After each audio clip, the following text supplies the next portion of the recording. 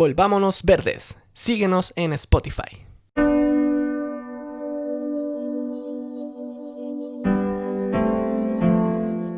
Represas no, que mis raudales sigan. Represas no, que vuelva la libertad florida. Así dice el espíritu del viento sur que no perece, pues son mi gente, mis amigos, el rocío de la vida. La luna es el ave que va alumbrando mis palabras, su canto, memoria del sol sobre mis aguas. ¿De dónde sino el brillo de mis peces? ¿De dónde el verde de mis araucarias? Esta es mi madre tierra, de todos mis antepasados. ¿Se quedará sin sombra el valle en que florece el pensamiento, el aire que sembramos? Somos danza de amor cuando amanece. Bío, bío, sueño azul de mis antiguos, y soy quien viene a tocar tu corazón a ver si crece la lucha total a nuestros enemigos. Que mis raudales sigan, que vuelva en flor la vida libre, espíritu del viento, aliento de llovizna, Elicura Chihuailaf.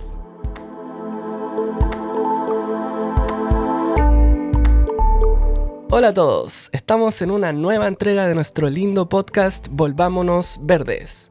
Antes de partir queremos agradecer a nuestros auspiciadores que son Embarra, Humo Recolector y Kombuchacha. Muchísimas gracias. Esta vez nos visitó el gran poeta, oralitor y escritor mapuche Elicura Chihuailaf, Premio Nacional de Literatura, conocido por sus poemas escritos tanto en castellano como en mapudungún. Hoy en día es uno de los poetas mapuches más importantes de nuestro país.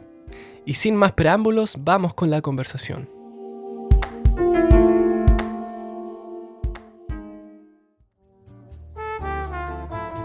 Nuestro podcast normalmente se destaca por ser un podcast de medio ambiente. Hablamos de temas de medio ambiente, todo tipo de temas relacionados a la naturaleza y a nuestro entorno. Y quizás mucha gente se puede preguntar, ¿y qué tiene que ver entonces ahora la poesía con eso? Porque vamos a entrevistar a un poeta. Y para mí la respuesta es muy fácil, porque la naturaleza finalmente es poesía. Para mí todo es poesía también. Y está claro cuando uno observa profundamente a la naturaleza y lo que lo rodea, se siente inspirado por ella para crear lo que sea, ¿no? Para crear un podcast, por ejemplo, crear poesía, crear pinturas, bailes, danza y qué sé yo. Entonces está claro para mí eso, y quién mejor para explicarnos cómo se relaciona la poesía con el ser y el entorno que el gran poeta mapuche Elicura Chihuailaf, que aquí está con nosotros y le agradecemos mucho que esté aquí. Hola, ¿cómo está? Hola, Katy. Contento de estar en esta conversación.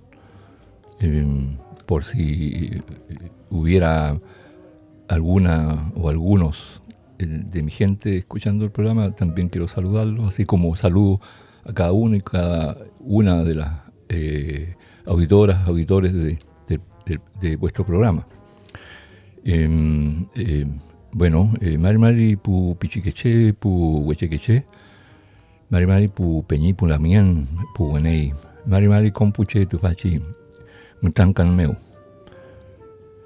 Bueno, lo que dije, un saludo en primer lugar para los niños y niñas, para los jóvenes, las jóvenes, para los amigos y amigas, un saludo para toda mi gente, que agradecer por esta conversación. Me encanta escuchar cuando hablan en mapudungún, ¿se dice, o mapuzungún? Sí, ambas. ¿Ambas son correctas? Sí, porque como todo idioma tiene dialectos e idiolectos. Claro. Sí, a mí me encanta, es que a mí me encantan los idiomas, me encanta escuchar otros idiomas, me fascina, y si son de aquí, con mayor razón. Bueno, queríamos preguntarle, puede ser que se escuchen ruidos ambientales porque estamos en el medio del festival Reino Fungi en Pucón, entonces estamos ubicados en École, donde hay un mercado, así que bueno, si se escuchan ruidos, así es nomás, pero creo que se escucha bastante bien. Y quisiéramos partir preguntándole de qué manera la naturaleza lo inspira a usted a crear poesía. Bueno, en primer lugar, las palabras son poesía pero no solamente en versos, sino, como bien decía Katy, es todo, o sea, es aroma, textura, color, gesto, movimiento, etc. Y bueno, nosotros como seres humanos pertenecemos a la naturaleza. La naturaleza no es una otredad, dicen todos los pueblos nativos del mundo.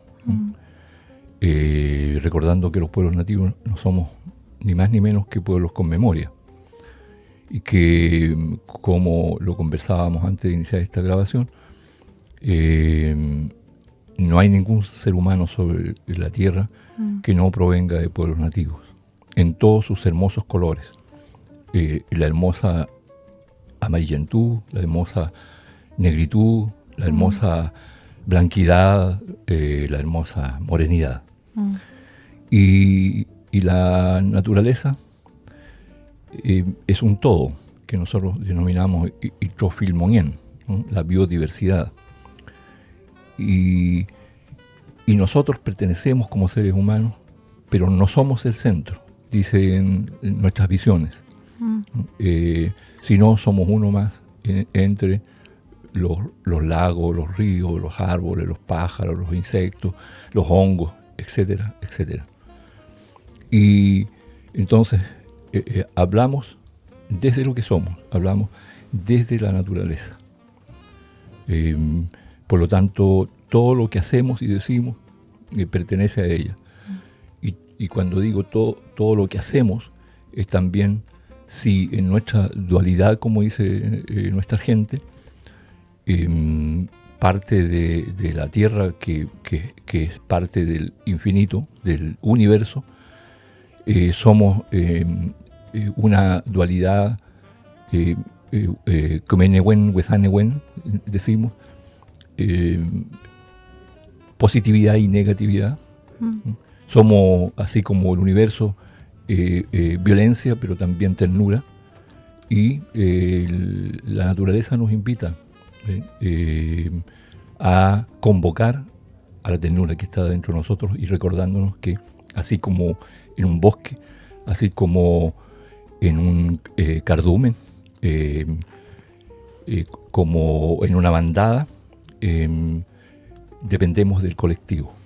Entonces, a mí me parece muy importante esto que están haciendo ustedes, porque es contribuir a la memoria, a supervivencia, a su enriquecimiento, a ir cada vez más adentrándonos en su profundidad, que ahí brillan estos bosques del espíritu, estas mariposas del espíritu, y tantas otras y otros que en la conversación entre nuestro espíritu y nuestro corazón nos permiten darnos cuenta y también adquirir un compromiso como parte de la naturaleza que somos, como digo. Qué lindo. Y justo le iba a preguntar eso de cuál, en la cosmovisión mapuche, cuál es el rol que juega el ser humano dentro de la naturaleza. Y usted me dice que somos parte somos uno más de todos los que están ahí. Claro. Katy, bueno, hoy día estamos en un periodo de la denominada pandemia, que finalmente es el resultado de la violencia que los grupos superficiales y enajenados, así como los pueblos profundos están en todos lados, también estos que ejercen violencia contra la naturaleza y sin saber que se la están ejerciendo a sí mismos, Claro. pero sobre todo que la están ejerciendo a una gran mayoría que no tiene acceso a las enfermedades que generan todos estos desequilibrios de la naturaleza. Sí. Y aquí yo tengo un papel que yo participé en un taller literario donde hablamos con usted, tuvimos la suerte de hablar con usted y leímos su poesía. Y tenía anotada una cita que me parece que usted dijo, que decía: los poemas salen del vientre de la tierra. ¿Lo habrá dicho usted? No, yo creo que no. ¿No? No. Porque yo no lo dije, no tengo esa capacidad. Seguramente tiene que haber sido alguien del taller, si por algo ¿Puede ustedes... Sí. Sí, o de repente puede ser también, porque nosotros decimos Ñuque Mapu, la madre tierra, pero también padre tierra. Entonces, indudablemente, o sea, como dije de otra manera, ahora las palabras vienen de la naturaleza. O sea, a veces se desdeña la oralidad. Diría, sobre todo en este caso, hablemos del territorio en el que estamos, en nuestra Gualmapu, del Chile superficial y enajenado. El desdén por la oralidad. Pero ocurre que los libros surgen de la oralidad. La oralidad surge de la naturaleza, y así no solamente el mapudungún, no solamente el castellano, sino todos los idiomas del mundo surgen desde las denominadas onomatopeyas, es decir, de la imitación de los sonidos de la naturaleza, precisamente. Sí, exacto. Bueno, es que me pareció una frase muy linda y dije, tiene que haberla dicho Helicura porque yo no la dije. Y una pregunta curiosa que yo tenía, ustedes, por ejemplo, en la visión mapuche, ¿considera todo esto que está ocurriendo actualmente, el cambio climático, por ejemplo, el desequilibrio que estamos teniendo, provocando en la naturaleza y en el planeta? ¿Ustedes lo reconocen o tienen quizás historias relacionadas con eso? Bueno, me voy a referir a lo que está más vigente. Y que, claro, siempre como la naturaleza, la tierra, por diversos motivos, ¿no? Que sería largo poder conversarlo ahora, se enferma como todo ser vivo. Pero es una enfermedad que es absolutamente sobrellevable, ¿no? Y son enfermedades en general leves.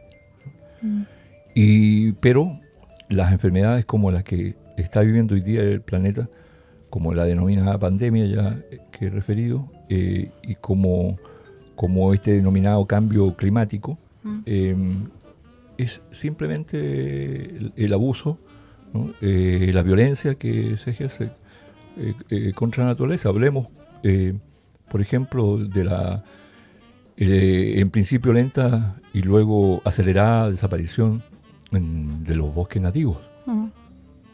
La violencia en contra de los denominados pueblos nativos, aborígenes, indígenas, o como quieran denominarlo, ¿no?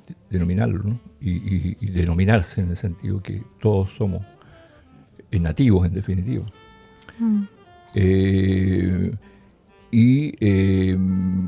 Ocurre que los pueblos nativos somos los defensores de la naturaleza, porque nunca hemos perdido la memoria. Y ocurre que los bosques nativos son los protectores del agua. Y el agua es ni más ni menos el agua de la vida. Sin agua no hay vida. Entonces, el cambio climático es generado por el término lento y después acelerado de los bosques nativos. Con eso, el desequilibrio de los microorganismos que no son ni más ni menos que nosotros, ¿no? Entonces dependemos de ellos. Los virus, las bacterias, la diversidad de gusanitos. Entonces, porque bien sabemos que de eso depende la textura del terreno, pero sin embargo se ha generado ese desequilibrio con extensas, inusitadas extensiones de plantaciones de árboles denominados exóticos. Claro. Aquí, por ejemplo, como sabemos, los pinos y eucaliptos. Sí. Entonces, Y esto no ha ocurrido solamente aquí, ha ocurrido Todas partes. todas partes del mundo. Pensemos solamente en la selva denominada amazónica. O sea, eso incide directamente. Dado era considerado el pulmón del mundo y eso incide absolutamente respecto a este gran problema. Pero uno puede verlo también en Norteamérica, en México, por ejemplo, ¿no? O en Europa, en Francia y otros países, que se ha ido reemplazando el bosque nativo por plantaciones.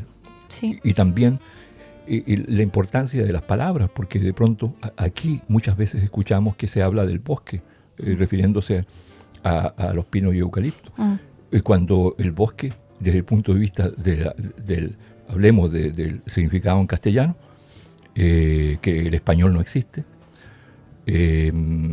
dice claramente que el bosque es una diversidad de árboles y plantas y hierbas nativas. Claro. Entonces, no es una plantación, no es una uniformidad, porque sabemos que eso genera un cambio, pero brutal, en la composición del suelo. Y es cosa de que cualquiera observe, no es generar una visión, diríamos, voluntariosamente negativa de todo ello.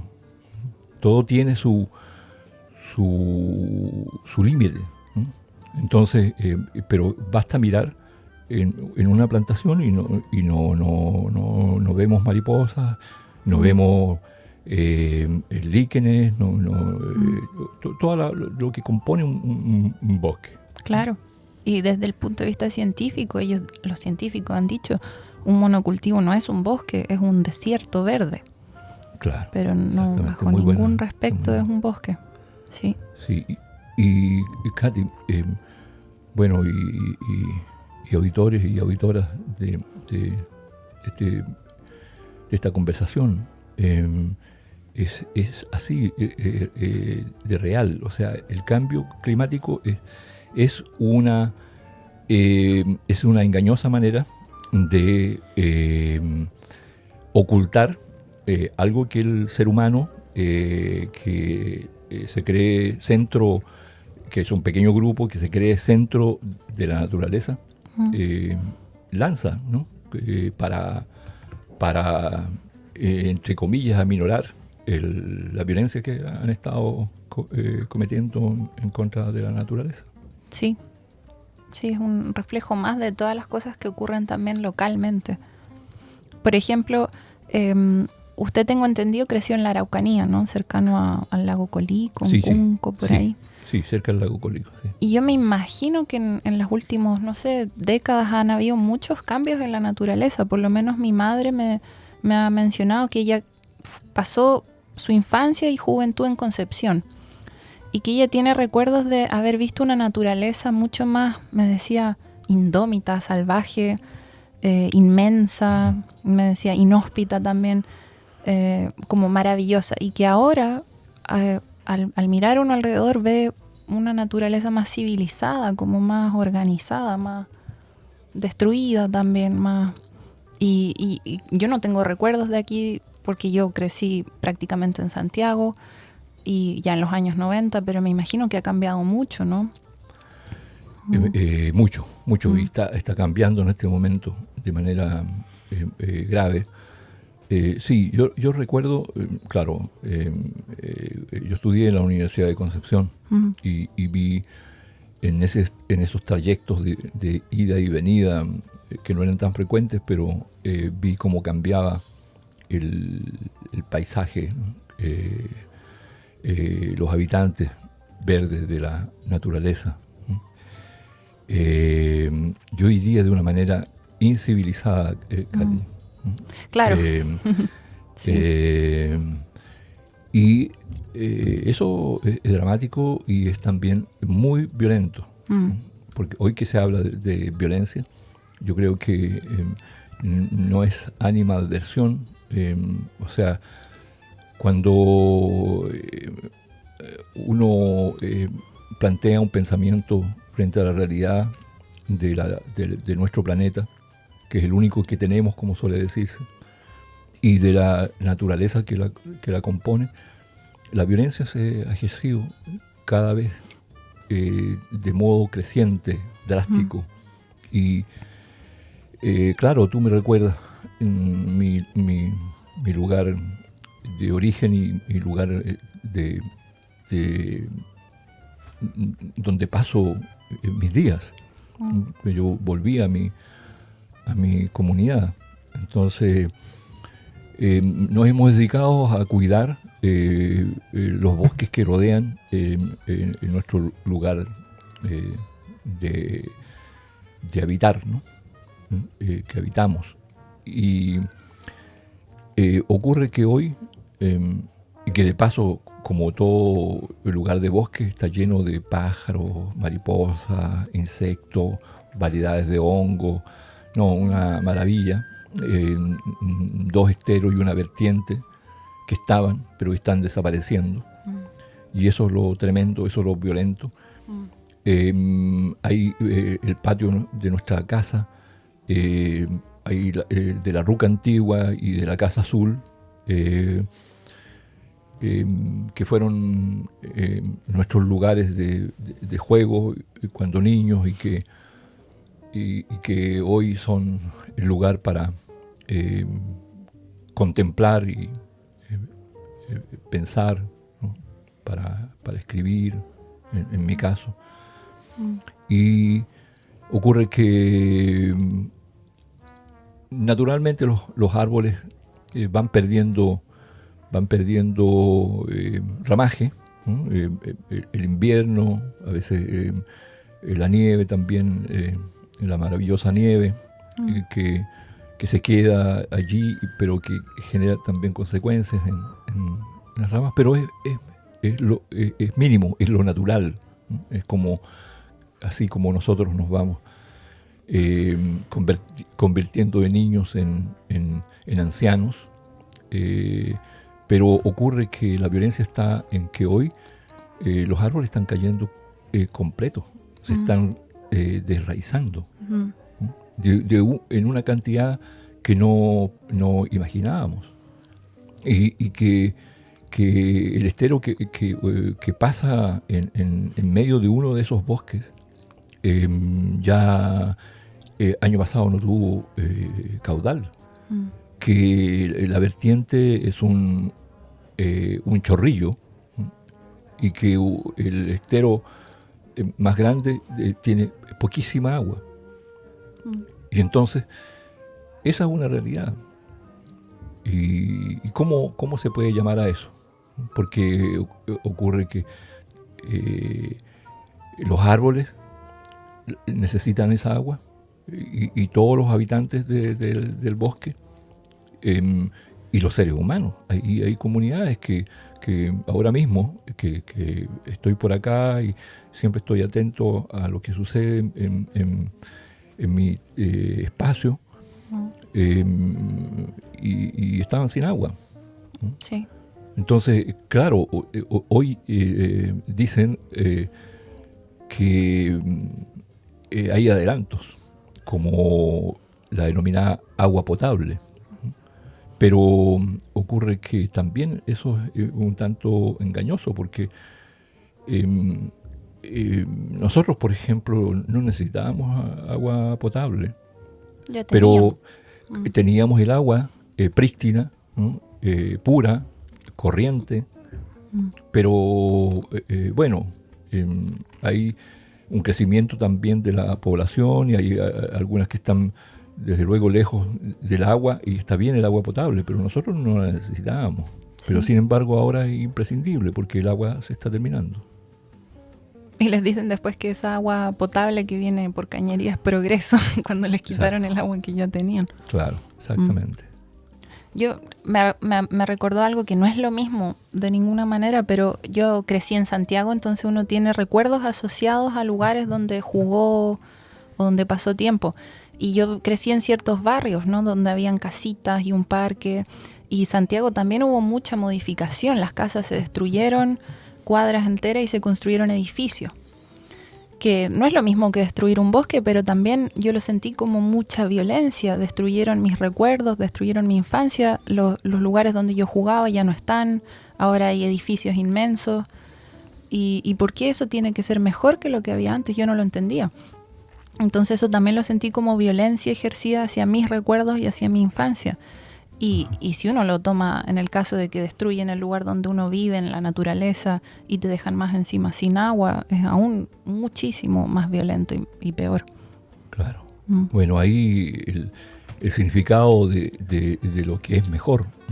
Entonces, mira, Katy, hay un decir entre todos los pueblos nativos del mundo, y por supuesto en la cultura nuestra, en la cultura mapuche, que dice que nadie elige nacer en un tiempo, en un lugar, en una historia, en un idioma, una visión de mundo, un color, etc. Pero que tenemos todos una tarea, y todas una tarea, que es conocer lo que tenemos, donde nacimos. Porque tenemos que amar lo que nos ha tocado, que claro, no elegimos, pero nos tocó, y entonces solamente el conocer esto que nosotros llamamos Tugun y Palme, ¿no? el espacio físico y la comunidad en la que vivimos, y que es una tarea que es absolutamente necesaria hoy día, y para entonces pensar, entre comillas, respecto, o discutir, o conversar, o como quiera llamarse, respecto de lo, comillas, mejor. Entonces, pero tendríamos que hacernos la pregunta. Nosotros como pueblos nativos sabemos, y por eso amamos intensamente lo que somos, pero está la tarea para el pueblo chileno profundo, porque hoy, cuando hay la posibilidad de una conversación, eso se hace imprescindible. Una conversación, para que sea fructífera, tiene que ser entre iguales.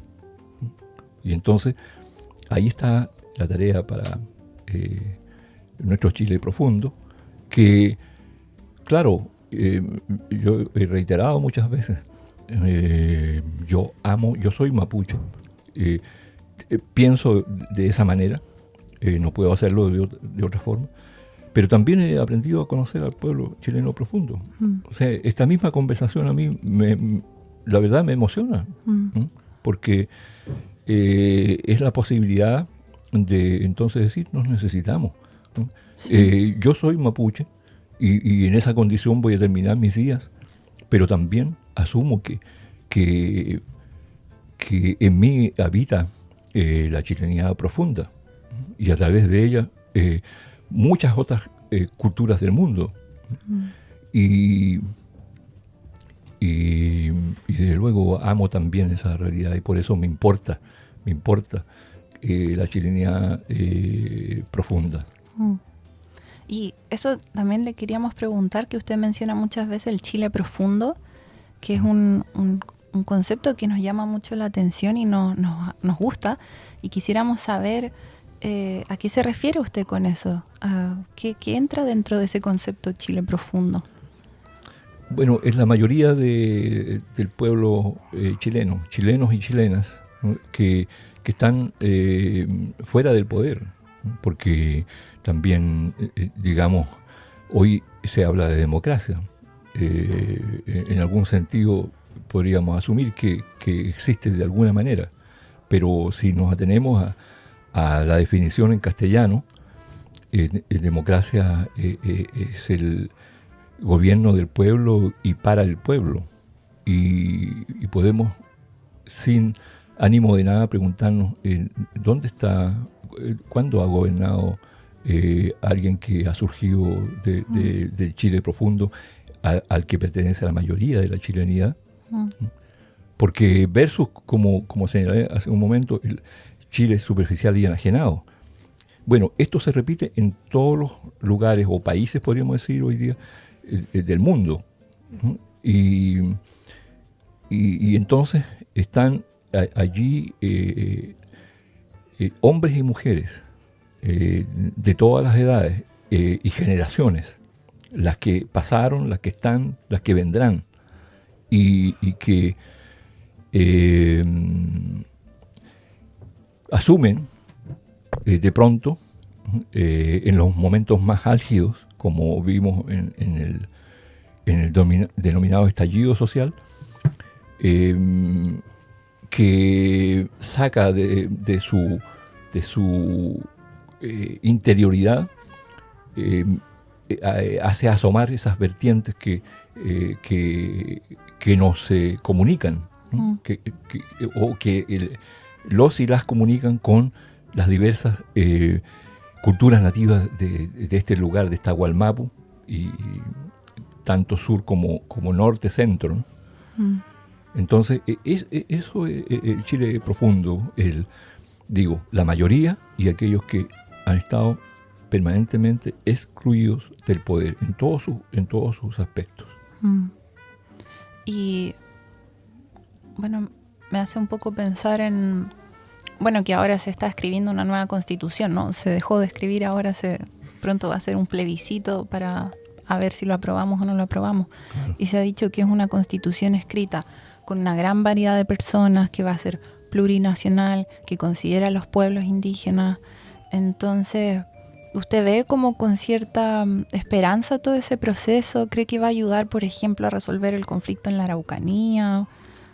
¿Cómo ve eso? Bueno, Katy, yo lo veo con esperanza, pero dejo en claro que yo siempre, desde que he tenido la necesidad de ir planteando un pensamiento ya de hace por lo menos 3 décadas, yo soy un escéptico optimista. Y claro, pongo énfasis en la esperanza, que es decir, en el optimismo ahora, pero también pensando que la esperanza no es una panacea, ¿no? La esperanza hay que construirla. Y creo que esta nueva constitución indudablemente siempre va a adolecer de falencias desde nuestros diferentes puntos de vista, pero indudablemente hay un cambio pero sustancial en lo que se está planteando y en la posibilidad de lo que puede darse en este país. Entonces, en el que todos podamos tener la posibilidad de salud, educación, techo, ¿no? Como se decía antaño, pan, techo y abrigo. Entonces, yo creo que hay un cambio, y por eso ya hay un cambio, y por eso les refería a la necesidad de conversación y de preparación de la chilenidad, que está, como dicen corrientemente, sobre todo los jóvenes, al debe respecto del trabajo con su visión de mundo, del cariño hacia ella, de darse cuenta que tienen vertientes que les han regalado una visión de mundo que es necesario que exalten, ¿no? Que amen lo que les ha tocado, y que dejemos de responder a un sistema educacional, comunicacional, de salud, de legalidad, solo basada en conceptos unívocos, ¿no? Con intereses profundos en esos conceptos de parte del pueblo chileno superficial y enajenado, que es un pequeño grupo que ha estado siempre en el poder. Eso es para mí el Chile profundo. Y ahí está, claro, los territorios en el norte, por mencionar algunos, del pueblo aymara, pienso en los más numerosos, ¿no? Y acá en nuestra Gualmapu, en nuestro antiguo territorio, la cultura mapuche, ¿no? Entonces conversar de esas, por eso la plurinacionalidad, la pluriculturalidad, sí, es absolutamente necesaria. Y además hoy, cuando la pandemia nos demostró y nos sigue demostrando que lo que se decía antaño, metafóricamente, el mundo es una aldea, ¿no? Entonces, pero si no tenías la realidad enfrente, era difícil convencerse de algo así. Sin embargo, hoy día con la pandemia vemos que sí, el mundo es una aldea, ¿no? Cuando surge este problema a raíz de la violencia ejercida contra la tierra, todos sumidos en un mismo gran problema. sí. Y en la imposibilidad ante ello de tener una solución, una herramienta clara para enfrentar esta situación. Y sabiendo, y ojalá que la lección que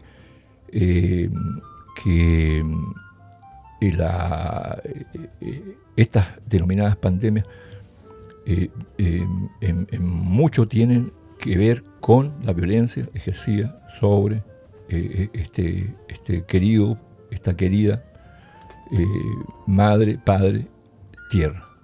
Sí. Y bueno, siguiendo un poquito eso que usted dice de la violencia ejercida en el territorio, yo me he dado cuenta mucho de los conflictos como los daños que le hemos provocado, por ejemplo, al río Biobío. Y yo ahora me estoy haciendo más consciente de eso porque yo soy parte de una ONG que se llama ONG Defensa Ambiental. Entonces ellos ayudan a comunidades que se enfrentan a grandes proyectos, como por ejemplo las grandes represas.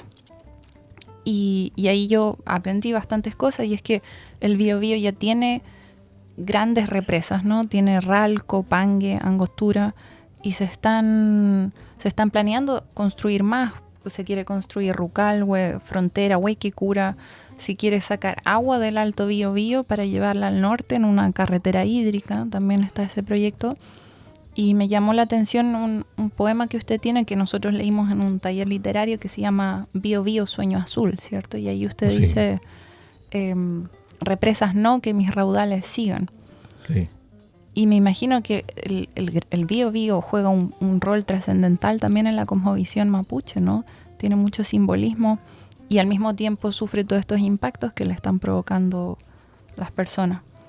Y nos puede contar quizá un poco de la importancia del río Biobío para los mapuches. Claro, bueno, esa es también una historia que es larga de contar, bueno, pero que me sirve también para diríamos, subrayar la violencia que se ha ejercido contra el agua. Sí, a mí me parece que eso es realmente lo más tremendo de partida, porque como ya señalé, el agua es ni más ni menos el agua de la vida. Y entonces ahí la importancia del Biobío, pero de todos los ríos, de todos los esteros, de todas las aguas. Y aquí también algo porque está amenazado el río Ayipén, por ejemplo, que es un río que cercano a nuestra comunidad, también de represas, ¿no? Con represas. Entonces, que aquí se habla de un conflicto. Recuerdan que en algún momento se habló también de conflicto estudiantil. Entonces, de ahí que comienzan a levantarse las banderas, este espíritu que señalaba hace un rato, o que lo iba a señalar, que aparecen las banderas mapuche, la tradicional, la azul, y la del Consejo de todas las Tierras. Entonces, aquí hay una situación que no ha querido ser abordada frente a esto y tú hablabas de la carretera hídrica, que es unir dos situaciones de gran violencia que se han sucedido en las forestales y las mineras, las grandes mineras. Entonces aquí hay una situación que no ha sido abordada desde nunca. Se habla del conflicto mapuche, pero ocurre que el conflicto mapuche lo creó el Estado cuando invade nuestro territorio, nuestra Gualmapu. Entonces, todo esto yo creo que pasa porque el Estado, o sea, el Chile superficial y enajenado, asuma que han creado el denominado conflicto y va a ser el momento en que esto tenga una salida, que tenga solución. Entonces, la violencia que se ha cometido en contra del Biobío como uno de nuestros principales caudales, y el agua no tiene como decían antes, raza, no pertenece a pueblos, sino que pertenece a los seres humanos. Entonces, urge que haya una salida y tal vez la nueva Constitución obligue al Estado a reconocer que generó el conflicto, porque es como sucede, dicen los entendidos, que cuando una persona, un ser vivo como lo es la Tierra, tiene un problema generado en lo frecuente por factores externos, entonces entra en un problema mental, una pérdida de salud mental. Entonces, ¿cómo se sana? Cuando el enfermo o enferma asume que está enfermo o enferma.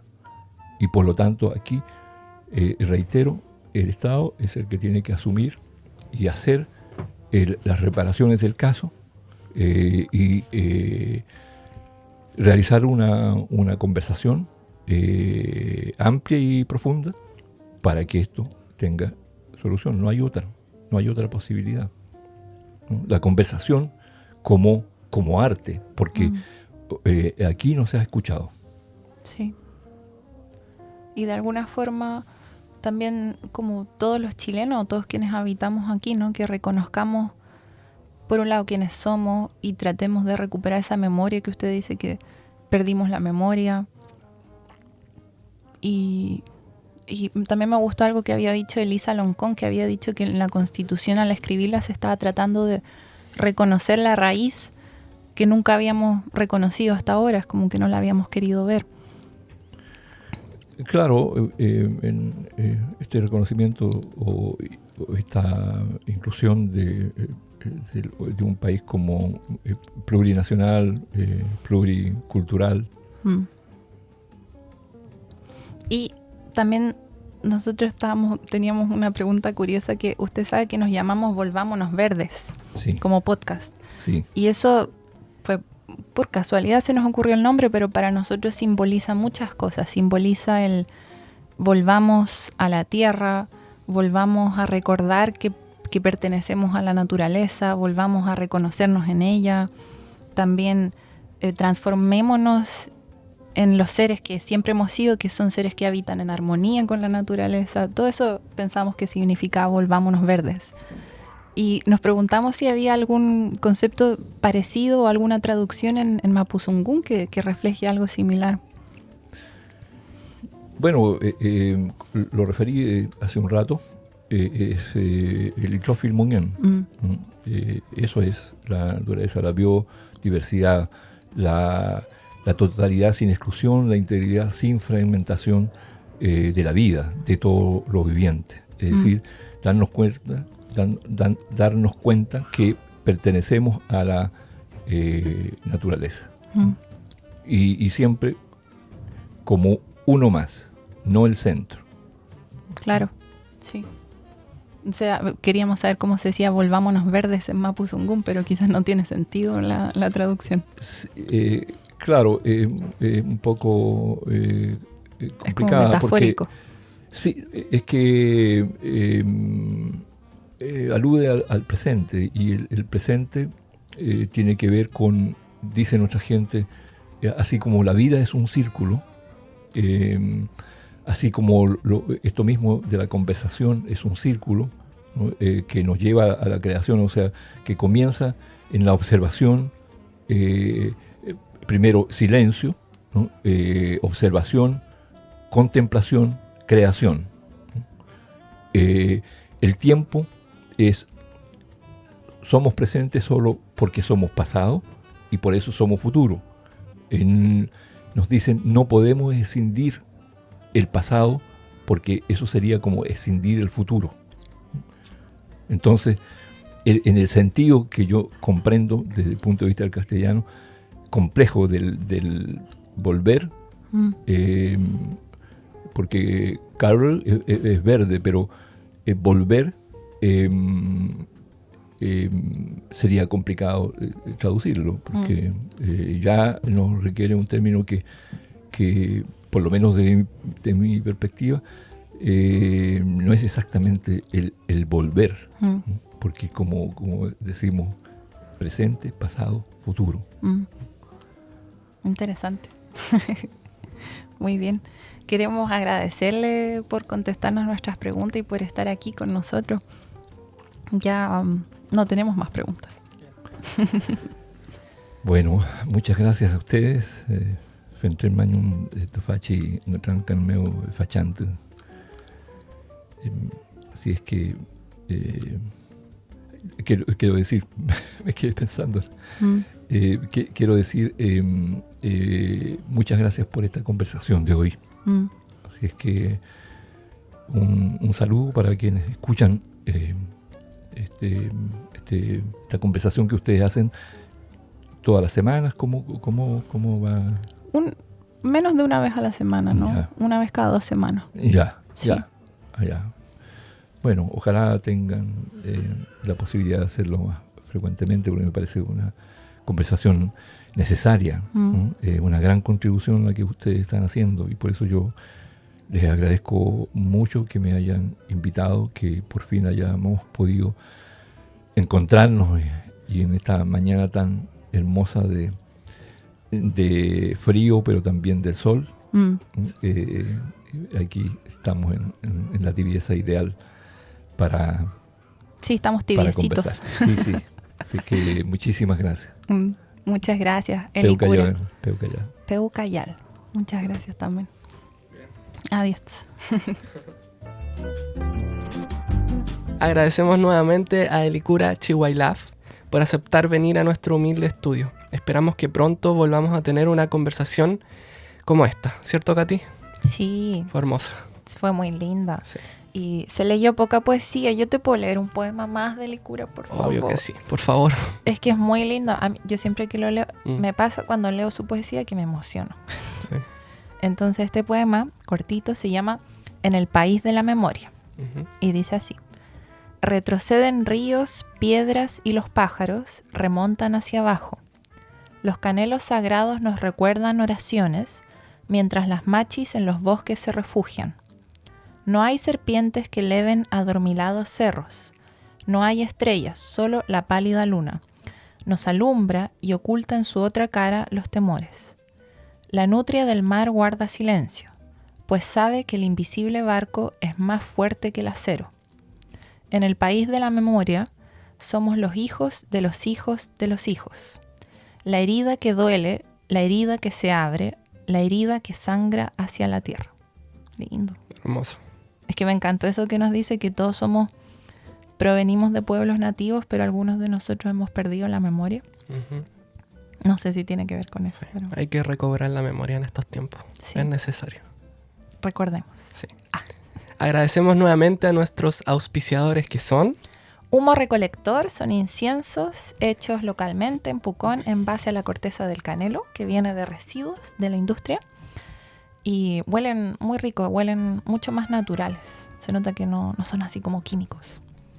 También en barra, que son productos en barra, no vienen envueltos en plástico, son champús, acondicionadores, jabones y otros. Son veganos y son biodegradables. Y kombuchacha es una bebida de té fermentada, es muy refrescante. Es buena para la salud ya que ayuda a la digestión. Tiene probióticos. Es orgánica, es vegana y es muy rica. Muy rica. Muchas gracias en barra, Humo Recolector y Kombuchacha por apoyarnos. Y gracias a nuestros auditores, que tengan una buena semana. Chao.